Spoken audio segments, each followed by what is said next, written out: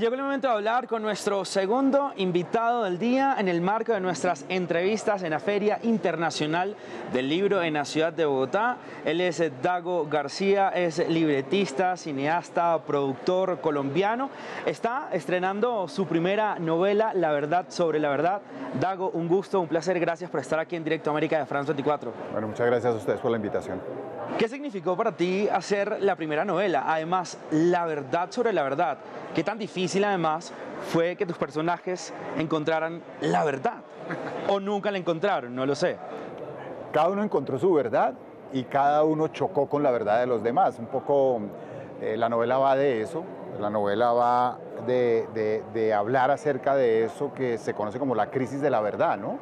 Hoy en día el tema de las narrativas es un tema que está muy en la agenda pública y un poco lo que se pretendía era, a partir de un evento que es la desaparición de un avión en pleno vuelo y luego su aparición sin pasajeros y bueno, una trama alrededor de esta desaparición de este avión, poner a dialogar diferentes arquetipos de las verdades que hoy en día hay en la agenda pública.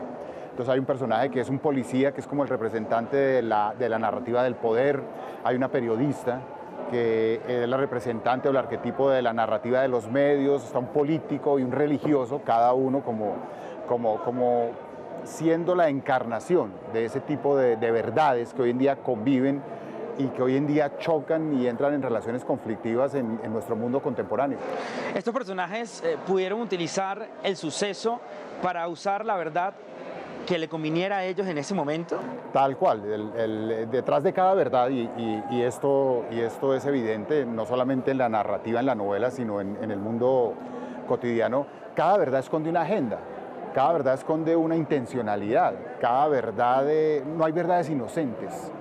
Siempre la verdad es una estrategia de supervivencia y como estrategia de supervivencia esconde objetivos particulares.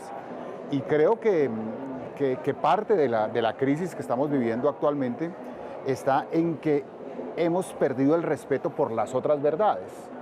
Hemos tratado de convertir nuestra verdad en la verdad absoluta, desconociendo que hay otras verdades con las cuales se puede dialogar y con las cuales no necesariamente hay que entrar en relación de contradicción y de odio, ¿no? Entonces, definitivamente sí, en la novela, este hecho del avión es capitalizado y usado por cada uno de estos jugadores a su propia conveniencia. Dago, ¿la verdad es diferente a la objetividad? Yo creo que sí, yo creo que la objetividad es una actitud. Sí. La objetividad es una manera de aproximarse a los hechos. La verdad es una convicción.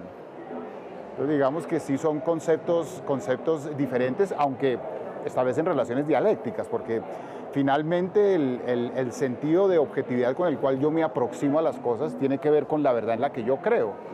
Pero mientras la objetividad creo que es un valor moral, ¿cierto?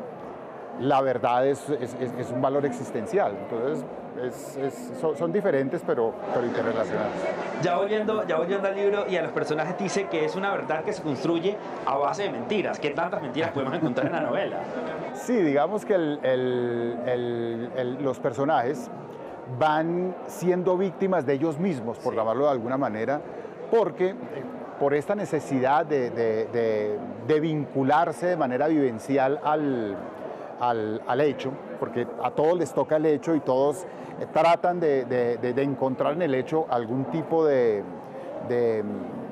espacio en el cual poder sentirse cómodos y poder sentirse útiles, y empiezan un poco a forzar las interpretaciones, a mentir, y van siendo víctimas de esa construcción ficcional que terminan convirtiéndola en su propia verdad. Entonces por eso un poco dice cuántas mentiras necesitas para construir una verdad, y es lo que le ocurre a los personajes, que empiezan inventando sus propias ficciones y terminan habitando sus propias ficciones. En el momento en que empiezan a habitar sus ficciones, esa ficción se convierte en su verdad.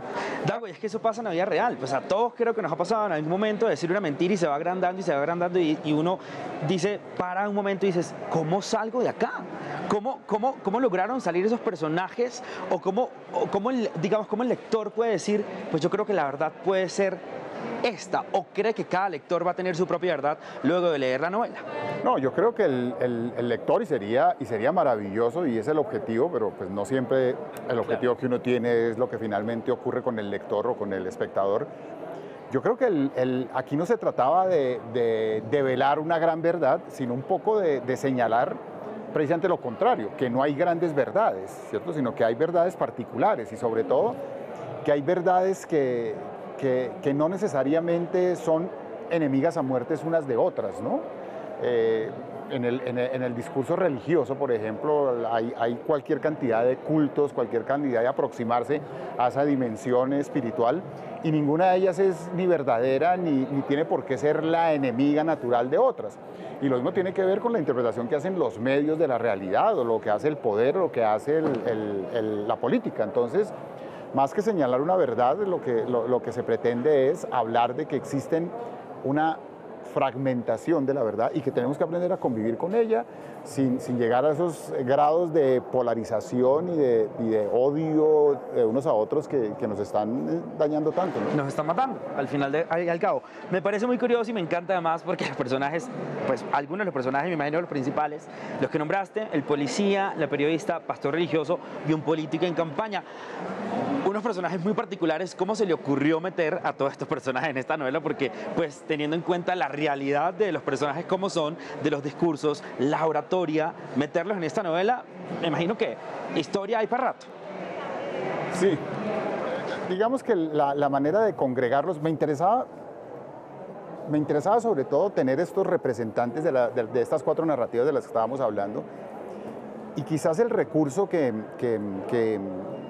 apareció para poder congregarlos y que se unificaran y no fueran como cuatro discursos o cuatro historias, claro, que no tuvieran ninguna relación, fue precisamente el avión, ¿no? La desaparición del avión, porque la desaparición del avión le interesa al periodista, porque es una noticia, le interesa a las autoridades que tienen que investigar.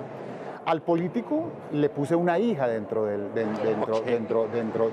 avión, y al pastor lo hice perder el vuelo. Y él, a partir de ahí, empezó a interpretar que perdió el vuelo como un llamado divino, como una señal divina de que él está llamado a ser. Entonces, como que el tema de la desaparición del avión fue el elemento que permitió congregar y unificar las cuatro historias, las cuatro narrativas, las cuatro verdades. Y como eso pasa además, uno siempre cuando hay un hecho también tan lamentable como la desaparición de un avión y una persona entonces no lo cogió y dice, bueno, gracias a Dios yo no cogí el avión, y pues absolutamente todo este tipo de cosas, entonces también pues mezclar ahí como la realidad, el sentir del ser humano como en esa novela, me parece también que es una manera de conectar evidentemente con el público.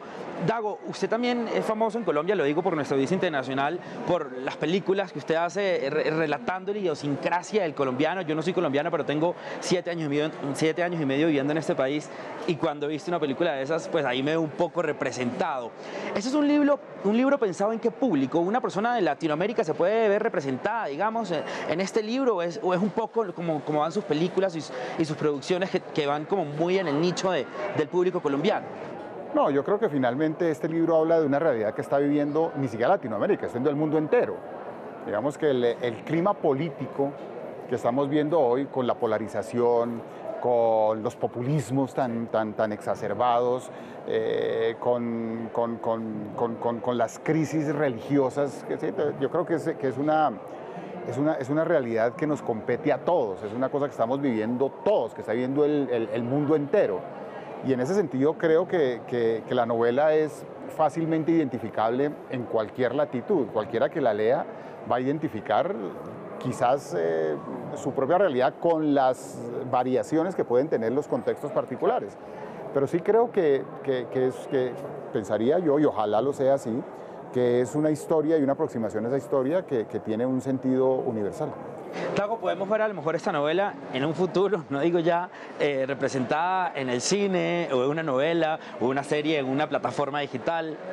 Pues no sé, no lo descarto, pero no es una prioridad, digamos. En este momento la prioridad es dejar que la novela tenga su vida como literatura, que tenga su tránsito por las librerías y por los lectores como libro, y quizás, no sé, no lo descarto, pero como te digo, no es prioridad. No estoy pensando en ese momento de que en un futuro cercano esta sea una película.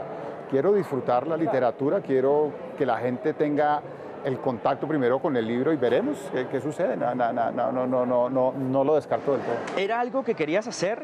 O sea, digamos, ¿por qué en una película y por qué una novela? O sea, ¿querías ya incursionar en otro ámbito como la literatura, por ejemplo?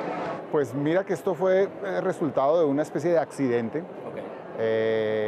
Hace aproximadamente 10 meses me llamó Juan David Correa de Editorial Planeta y me dijo, oiga, ¿qué hubo? Soy Juan David Correa de Editorial Planeta y siempre he pensado que los escritores de televisión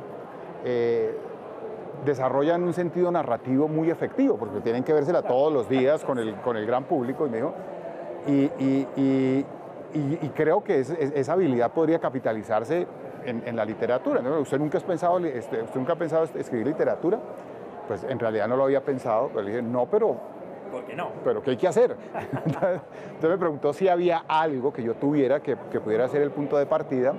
Y claro, los escritores los escritores en general, creo que tanto lo de la literatura, pero sobre todo los escritores de audiovisuales, realmente terminan produciendo, yo calculo, el 25-30% de todo lo que se imaginan. El 80% se queda dentro de un cajón. Y yo tenía esta historia que originalmente quería convertirla en película. Y le dije, pues tengo una cosa que está ahí, que podría ser el principio de algo, se lo mandé, a él le pareció bien y a partir de ese texto empezamos a trabajar. Dago, se me acaba el tiempo, lamentablemente lo tengo que despedir, pudimos hablar horas y horas y horas porque además me apasiona pues todo esto, obviamente trabajando también en la televisión, pero pues lamentablemente se nos acabó el tiempo. Gracias por estar con nosotros en Directo América de France 24, Dago. Muchas gracias. Estábamos conversando entonces con Dago García sobre su novela literaria, la primera, La Verdad sobre la Verdad. Nosotros continuamos, esto es Directo América aquí en France 24.